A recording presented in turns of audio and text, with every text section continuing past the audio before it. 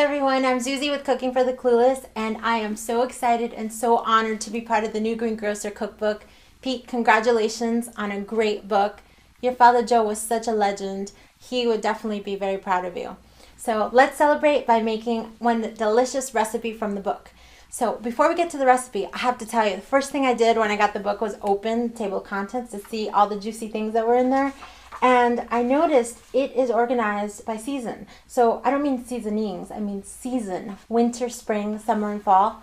That is brilliant. For people that are clueless, that are just learning how to cook, that is the best thing about the book already. Okay? Sometimes we don't even know what's in season when. So thank you. And let's go to summer. I actually chose one of the recipes that was brand new to me.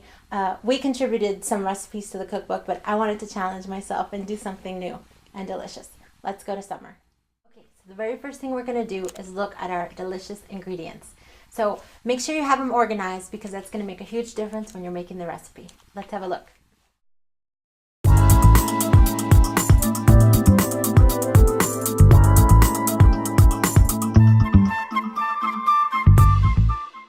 Okay, so the very first step is putting all your veggies with that butter into a pot, and we're going to saute them for 10 minutes, okay? So let's get our butter in. Delicious butter.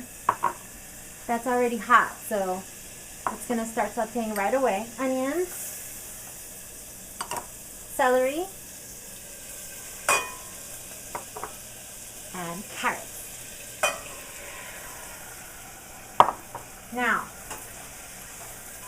you want to make sure this doesn't brown, okay? So this is the only part that you want to really stay here and take care of your veggies, okay? Spin them around, and what I do is I always set my timer. Okay? And that's really important if you're just starting to cook because most of the time we burn things. So set your timer and keep an eye on it.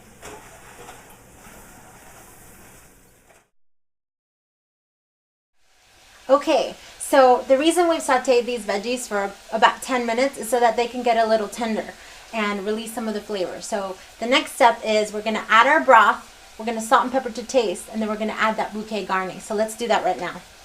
Okay. So here I've used chicken broth, but again, you can use vegetable broth if you'd like. And in the recipe, it calls for 1.5 pints of broth.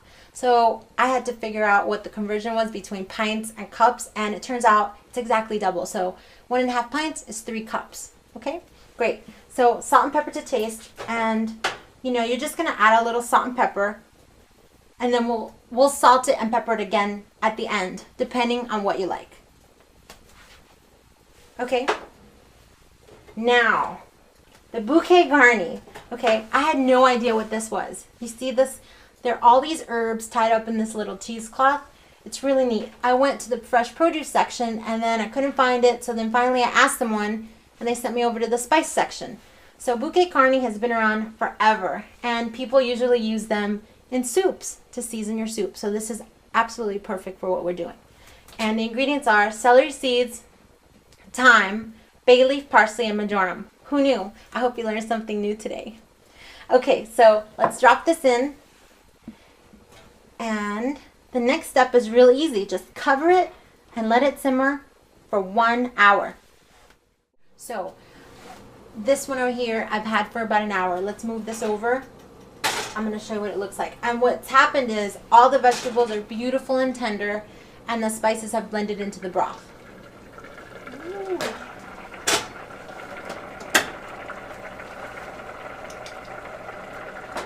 Okay. So the next thing we're going to do is we're going to strain this soup.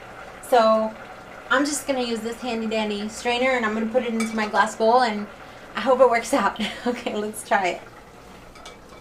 You might want to do this over your sink, but we'll try it right here. Now look how beautiful that broth is. Whoops. And you can save these veggies and mush them up or have them with a nice roasted chicken. That would be so good. Okay, so we're almost done with this delicious recipe. So now we're going to take our flour and mix it in with our milk. I'm going to mix it in and then pour it into the soup. That's going to thicken it up a little bit.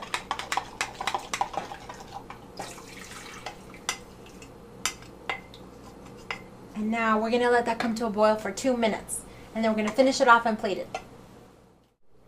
Okay, so we've come to the end and we finally get to taste our delicious cream of carrot soup that we worked so hard on. And let's have a big taste. First, let's garnish it with some fresh chopped parsley. That looks so beautiful. That would make a beautiful first course of any meal. Okay, I can taste that forever, but it's delicious. I hope you try this recipe. It is on page 294. Oh, sorry, 296 of the new Greengrocer book. Congratulations again, Pete. I'm so excited for you and for everyone.